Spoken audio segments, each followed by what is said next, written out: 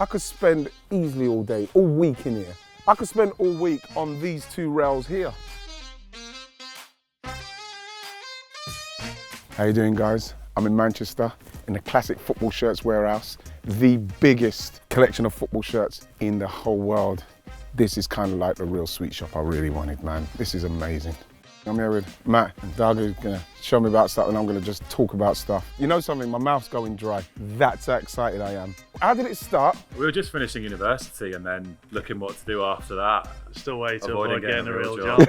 job. This is like Pele, yeah? Yeah, 1970. So, 1970. Oh my God, look, Alan Clark. That's his actual jacket as well from the final. You see, the thing is, I remember with Alan Clark, because he played up front, Sniffer Clark, they call him, and he had number 8 on. That always made me feel, why is he wearing number 8? I'd love to do something like. I ended up wearing number 8, and a lot of it had to do with that.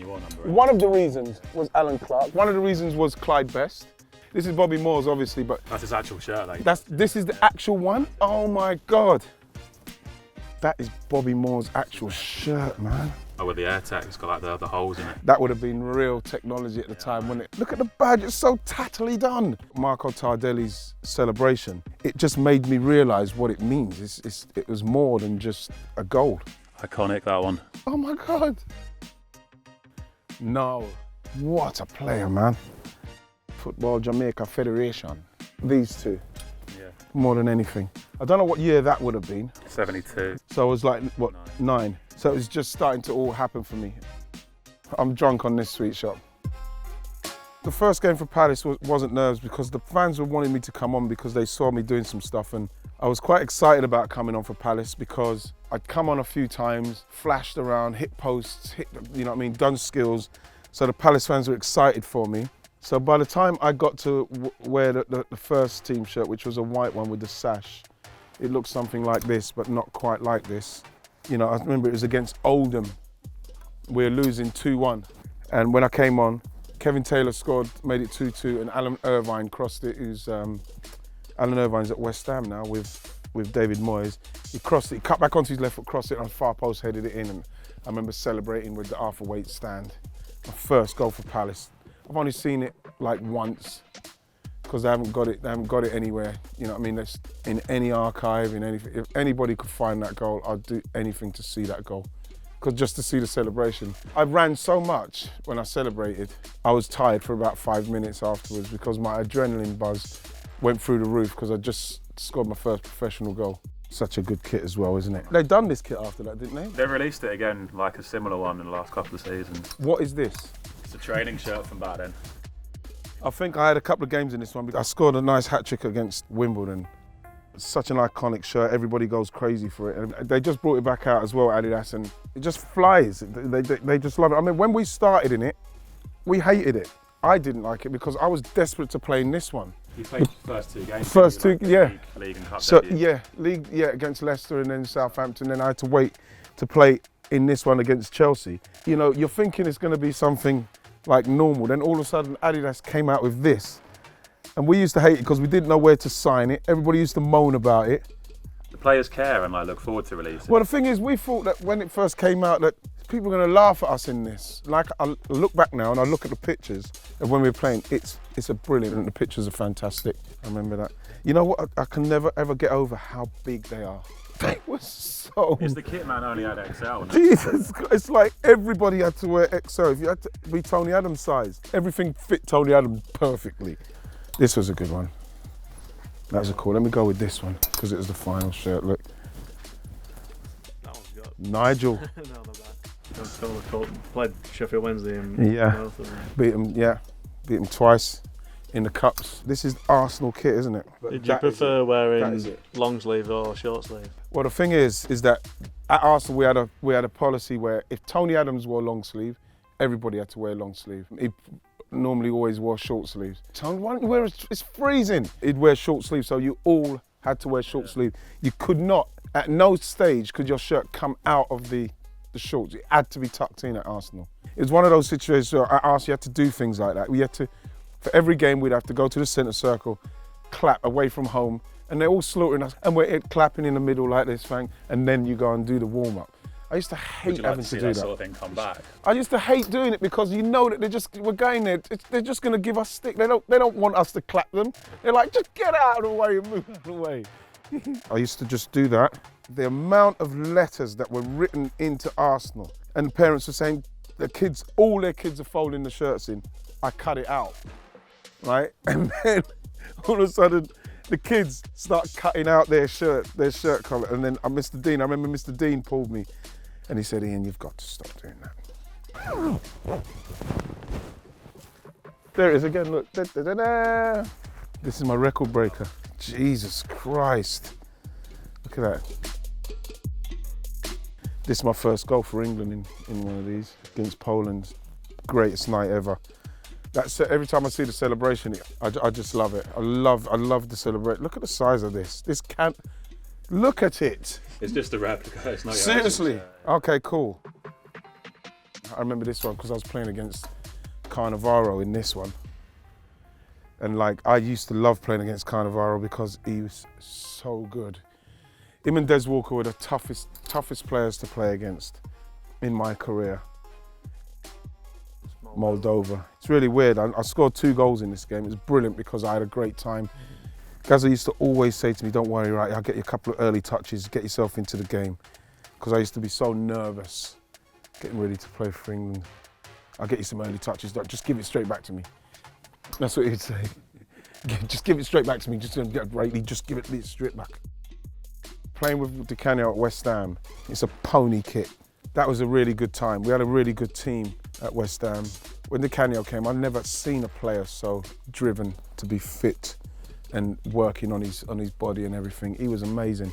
You know what I mean? He'd have the ump in training most of the time, walk-in training, and he'd be doing that Italian. You know, he'd all the way down there and he's still waving his arms, talking in Italian at the top of his voice, and we'd all be laughing at him. But like, unbelievable talent. It's funny as well because that's what you do. You look at that shirt, the first thing I think of is Di Canio. But that was brilliant because I remember my first game, I'm thinking I just want to impress. About 5,000 West Ham fans went up there. I scored right at the death. And I remember just running away, celebrating in this shirt. That's brilliant. That's cool. God. You know something? I love Celtic simply because of Kenny Dalglish, Danny McGrain and all them lot when I was younger. And so to go there for the little time and John Barnes was manager, it was a nightmare for John Barnes, but I can't think of anything but happy times at Celtic because apart from the fact you didn't know who you were bumping into when you was walking down the road, which could be a nightmare, but when you met Celtic fans, as long as you wore this shirt, you were loved, man. I've never seen love like it. You know, I remember going to lunch with Henrik Larsson. It was literally like walking along the road with Elvis Presley. It's massive for me now. I was half the size when I was actually wearing this. Celtic, then to Burnley, which was a lovely way to end for me. Which was your favourite celebration, would you say? You know the FA Cup for Palace? The first one, yeah. That was pure Tardelli. I call it my Tardelli. Because I didn't realise I was going to score the goal. You know, the ball came and I went past Field and cut inside Palace there, whipped it round Leighton. And then all of a sudden, it happened so quickly. It's like bam, bam, bam. And then all of a sudden you scored and you turn and you see all the fans go crazy and you're emotional. It's the FA Cup final. It's the game that I used to watch from the age of like 8, 9. And now you've just come on and you've scored a goal and it's too much to take in and I can't even finish talking about it. One of the first Predators, this is Gazza's one. I can't believe you've got that there just like that. That boot's amazing, that's worth a fortune. My favourite. That's the celebration.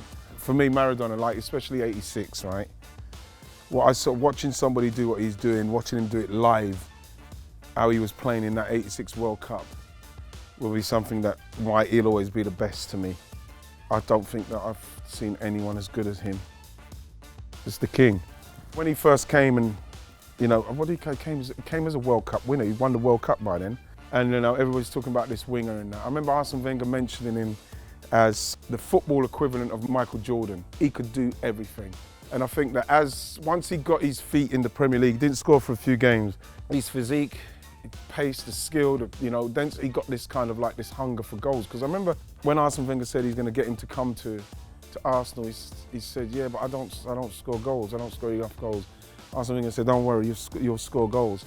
I cannot believe that he didn't think that he would be able to score goals. But once he got the bug for scoring goals, it was so easy for him. You know, it was so easy. I can't find any fault with the way he played, with everything he done. He's a team player, the assists. He scored all those goals and he's still record assists. Hey, Gabi, Batigol, El Fenomeno. He's born to do it. Played against Zidane in the tournoi. And it's funny because when you speak to Patrick and that, when you talk about Zidane and everything, Patrick would just say, oh, he's beautiful. How do you describe him as a player? Beautiful. And the thing is that when we played in this game, you know, when you think, you say, yeah, all right, cheers, Patrick, yeah. You actually see the beauty, you see the way he moves. You see that once he gets the ball at his feet, it's pointless then going to try and close down or anything because he's in front, he already knows what's going to happen, he knows where he's going to pass it. It was a joy to watch while you're playing, watch him playing as well because you know you're on the field with some real special talent. The best poacher we've ever produced from this country. Getting into the England team, and this was the time I got in. He just nicked a goal off of me in the game against Cameroon. He just got there in front of me because that's what he'd done. So that's how he made his career. He's underrated. People don't understand what he was about. You know, went to Spain, scoring hat-tricks against the national team, Spain national team, scoring hat-tricks against Real Madrid, you know, scoring hat-tricks in World Cups. Doesn't get the kind of credit that he should get. And I remember watching him for years, a few years while he was just coming towards the end of his England career, but the runs and the runs he made to get the half a yard, it was a proper education in making those runs, you know. I owe a lot to him, but I would never tell him that. Giroud. Best number 9 we've ever produced, ever. Prior to calling my friend now, but when we were playing, I hated him. Simply because of his hunger to score goals on a weekly basis. You come in and you score 2, Shearer scores 3. If you score 2, Shearer scores 1. If you score 3, Shearer scores 2. So you can never catch up with him. And we're talking about somebody who had 3 years out of the game with some real bad injuries. And he's still got 260, he's still way out in front. I'm not sure, again, people realise the enormity of his achievements. You know, he went to Newcastle because it's his hometown club. Could have easily gone to Man United, won another 7, 8 Premier Leagues. You know what I mean? And then probably globally he'd be even more revered. But he's still revered. I still think it's going to take some real doing for somebody to surpass 260.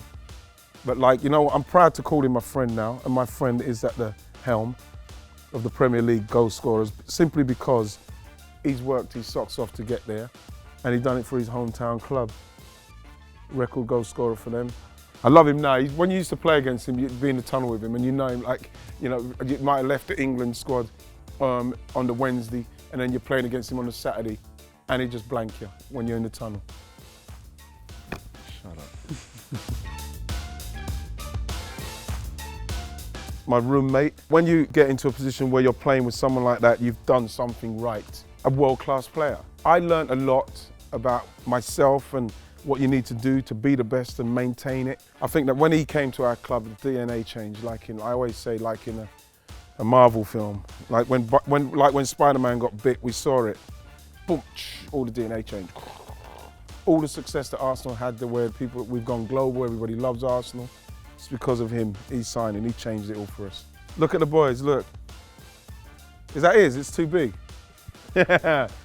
I can't actually put into words how proud I am of them because I know how tough it is. When they were small, I never used to tell them about wanting to be football and playing football because obviously I was doing it myself and let them get on with it and do it themselves. I never forced football down their throats. I always used to say to them, listen guys, just make sure if you want to play football at the highest level, don't give the ball away, try and use your teammates and enjoy the playing. When I used to take them home from the football matches, you know, they'd sit in the car and sometimes, you know, especially Bradley was always so vexed about not winning or something.